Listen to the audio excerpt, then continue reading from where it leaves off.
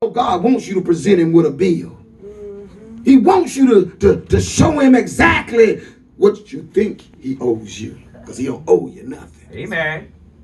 He just wants to bless you because you're his. That's all right. So in other words, God was telling me 3 o'clock in the morning, this is how good I want to be to you. Come on. Because see, you had to get here in order for you to go there. Yeah.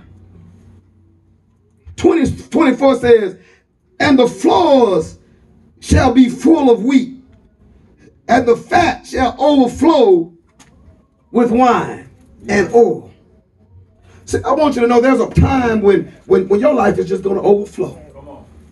You know, every time you turn around, you're getting blessed. Yes.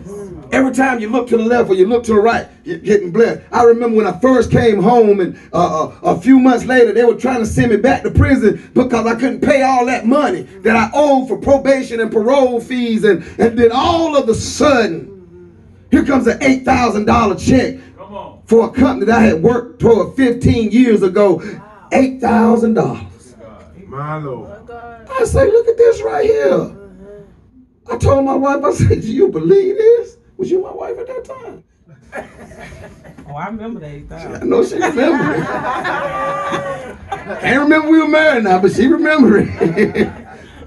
But God made a way because he knew there was something that was going to try to stop a purpose in my life. Something was going to try to bring me back to death when he was bringing me back to life. Come on. See, don't you know that the only thing can stop what God is doing for you in your life is you? Amen. That's right. The only thing that can stop what God is doing is you. See, when that happened, I had some things that needed to be taken care of urgently. I was working, but I wasn't working like that.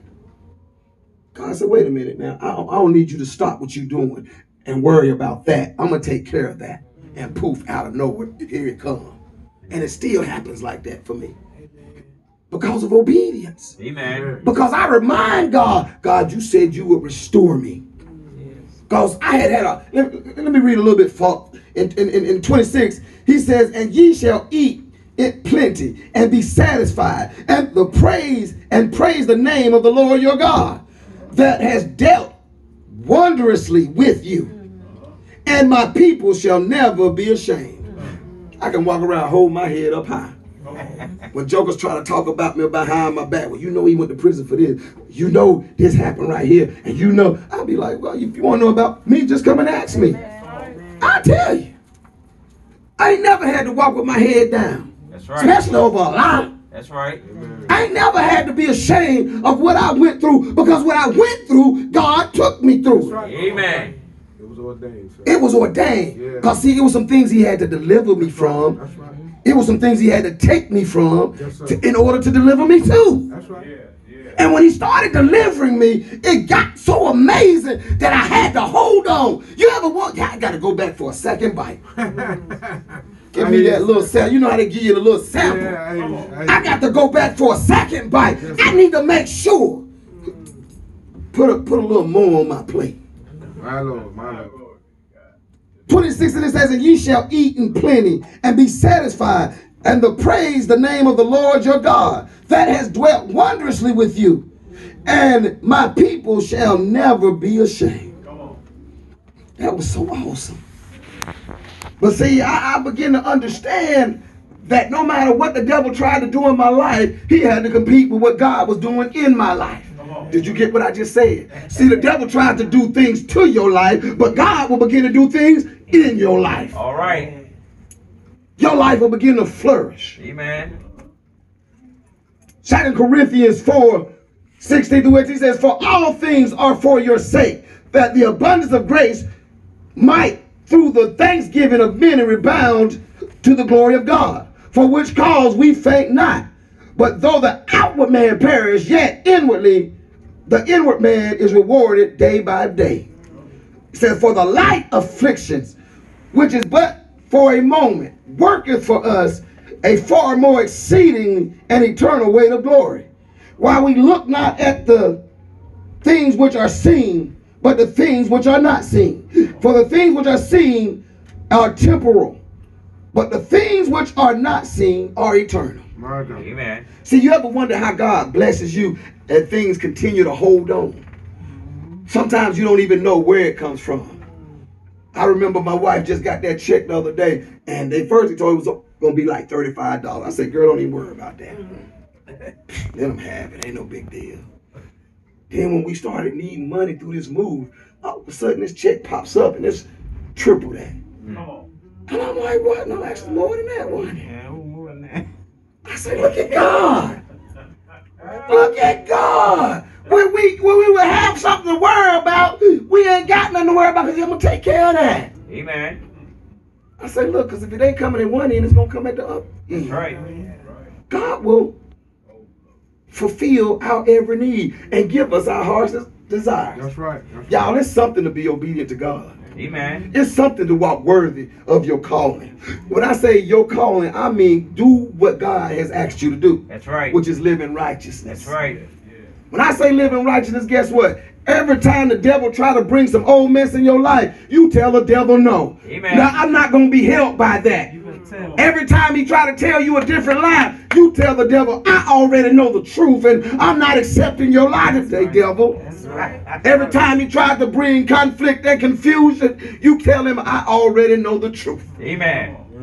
And when we begin to do that right there, don't you know that God begins to give it all back? Amen. Thank He you. begins to restore your life. He begins to fulfill your destiny. Ain't that something to have a destiny? That's something awesome. Yes.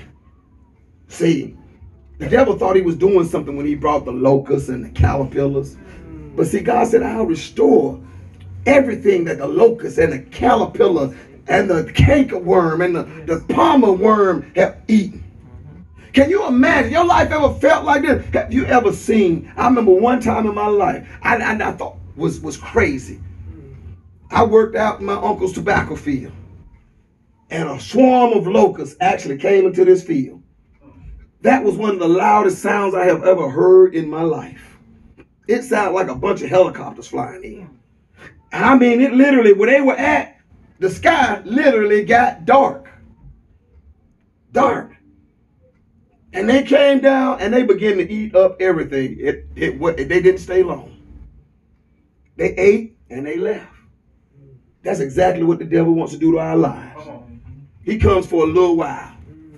He comes in and we think we good time and we think we got it going on.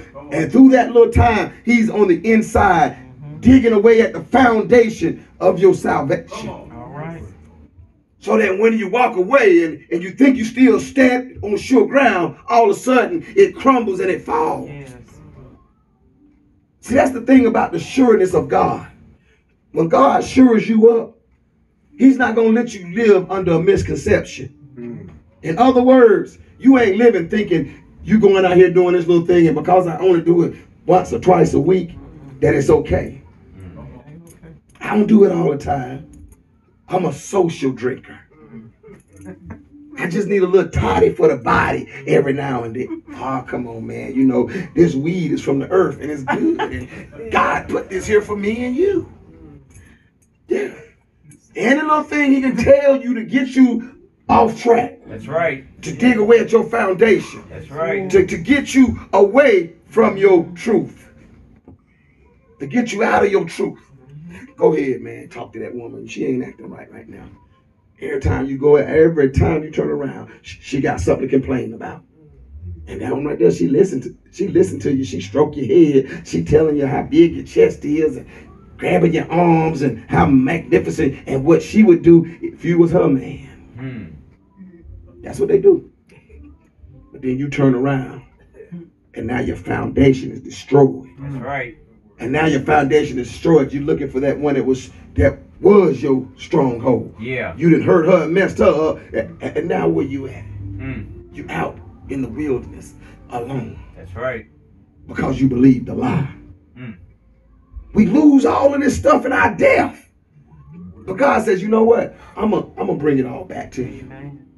See, God will let us go through a position in our lives where we have to come to our right mind. All right. Because literally, we are out of our minds. That's right. If we sitting around operating in the lies of the devil, you out your mind. Amen. If you sitting around believing what the devil has already told you, you out your mind. That's right. If you are willingly Like I said with the little dog, leading him to your treasures. You are out your mind. My Lord. But God came to give it all back. Thank you, Jesus. Psalms 27 reads, it says, and the Lord has done great things for us, whereof we are glad. He's turned again the captivity, O Lord, as the streams of the south, that they sow in tears shall reap in joy. He that goeth forth and weeping, bearing precious seed, shall doubtlessly come again with rejoicing, bringing his sheaves with him. See, the devil don't realize that when he broke you down, and all you could do was cry. You ever been hurt so bad all you could do was cry? But when you was crying, I want you to know you was sowing in joy. You was sowing something that God was going to turn around and use again to bless your life. You was sowing some stuff that God was going to use to cause your heart to remember this moment in case you ever want to turn around again. Remember that hurt that you went through. Remember everything that you lost because of this right here. See, some of us ain't got the picture yet. Some of us will go through the same thing time and time and time again, wondering when is it going to get better. Somebody told me that was the definition of insanity. Doing the same thing, expecting a different result. Amen. Thinking it's going to change. Thinking that if I keep on doing this, they going to love me. If I keep on doing this, they're going to stop what they doing. You know what you're doing? Come on, devil. Let me show you where my treasures are. Let me show you where I'm weak at. And then I want you to attack me with everything you got. Inviting me to take everything that God is trying to bless you with. God's trying to turn your life around. And I'm saying, come on. It's right here. That's not God. Second Chronicles says, I shut up heaven, that there be no rain. Or if I command the locusts to devour the land, or if I send pestilence among my people, if my people which are called by my name shall humble themselves and pray and seek my face and turn from their wicked ways, then will I hear from heaven and I will forgive their sins and I will heal their land. See, that's what we need. That's where we're at right now. We need a healing in our land today. We need God to come in and heal us. God can't even start to return stuff until you are healed. Amen. He can't. Because you know what you'll do? If that wound ain't healed, what do we usually do? We'll pick at the scab. We sit there and pick at it till it start bleeding. I got a little sister, I can't show her a scab. Grown as she is right now, and she's in the medical field, she will literally pick my scab. It's been that way since we were kids. But that's what we got to stop doing. We have to stop picking our scabs. God is trying to heal us from hurt. God is trying to heal us from destruction, literal destruction that has been in our lives, and we'll pick the scab and cause it to bleed. God will you know what? I remember when I first came home. And well, before I came home, my ex-wife, she divorced me while I was in prison. Sent me divorce papers on my birthday while I was in prison. Did everything she could to hurt me. Now, when I came home, stupidly, I went and I asked her, are you sure this is what you want to do? You know she wanted to change her mind. And I was going to let her. And the Spirit of God spoke and told me to run. All right. Run. I would have let all that sorrow, all that pain come right back into my life and do it all over again. Amen. Sometimes we just want to walk defeated. How crazy is that? God removed something. Because I remember I was telling you, 3 o'clock in the morning in a dorm full of 30 men, I'm the only one up praising and shouting God, and I couldn't think nobody heard me. But then the last thing God told me, he says, and your wife. He said, the wife I'm going to bless you with will be 7 times better than she could have ever been. All right. That's right. Because he knew that was a sore spot to me. That's right. Because I felt like that was a part of me being able to do what I need to do as a man, having a wife and accomplishing. But God said, nah. Everybody that came with you can't go with you. That's right. She couldn't go. She couldn't be a first lady. I didn't know God was going to call me to be a pastor. But he chose me. He chose her.